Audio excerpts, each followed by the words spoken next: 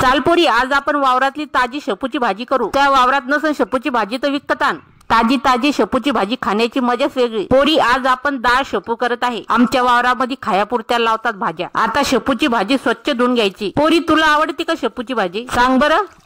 शेपू धुणं झाला की चरा कापून घ्यायचा। आज आपण मुंगाच्या डाळीची सुकी भाजी बनवत आहे, पण ही भाजी तुरीच्या डाळीमध्ये केली तर रस्सा भाजी बनते। मुंगाच्या डाळीची पद्धत आणि तुरीच्या डाळीची पद्धत वेगवेगळी आहे पोरी। आता कापा एक कांदा आणि एक टमाटर। चुलीवर कढई ठेवा, कढईमध्ये तेल टाका। तेल तपलं की कांदा टाका। कांद्याला नट म्हणा। कांद्यामध्ये आपण हिरवी मिरची, लसूण, मीठ कुटून टाकलं आहे। टाका हळद, टमाटर। इकडून तिकडून करा, भिजलेली मुंगाची डाळ टाका। डाळ इकडून तिकडून करा, उलसक पाणी टाका, डाळ शिजू द्या। ध्यानात घे पोरी, जेव्हा डाळ शिजन त्याच्यानंतर शेपूची भाजी टाकायची, नाहीतर टाक शेपू डाळी सोबत उद्या गारा शेपूचा। शेपू टाकल्यानंतर 2-4 मिनिटं शेपू शिजू द्यायचा। नंतर बघा कसा सुक्का डाळ शेपू तयार होतो। आता ही शेपूची भाजी भाकरी संग, चपाती संग खाऊ शकतो। चाल पोरी, आता ठोक केक लाईक। पोरी, ही भाजी तू डब्यामध्ये पण देऊ शकते। चला, आता झाला डाळ शेपू, घ्या खाऊन।